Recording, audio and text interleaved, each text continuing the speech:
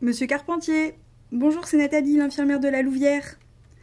J'appelle parce que j'ai reçu une alerte vous concernant aujourd'hui.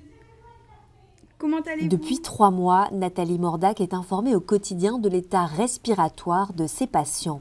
Infirmière en pneumologie à l'hôpital privé de la Louvière, Nathalie est depuis quelques mois l'infirmière référente dans le cadre du programme expérimental de télésurveillance ETAP. Ce programme permet un suivi 24 heures sur 24 des patients qui souffrent d'insuffisance respiratoire et qui sont ventilés à domicile.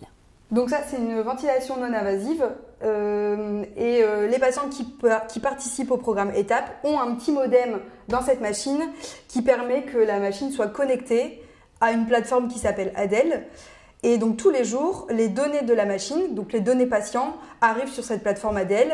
Et nous, par exemple, moi tous les matins, je regarde sur mes mails et on peut recevoir des alertes. Si par exemple le patient n'a pas bien mis sa machine, s'il a augmenté ses pressions, on reçoit du coup des alertes pour nous dire que tiens, chez ce patient, il y a un souci.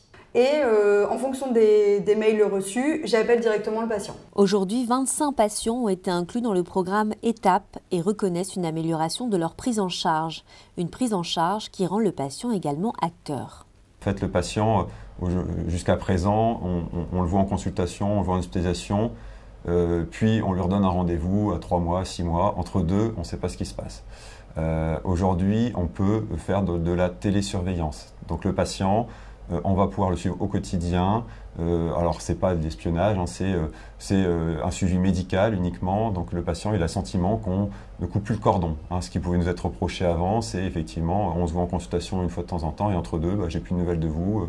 Moi, si je ne vais pas bien, vous ne savez pas forcément, etc. Le patient est également alerté des alertes. Hein. Quand nous, on a une information sur une problématique technique vis-à-vis de la machine, le patient également a l'alerte.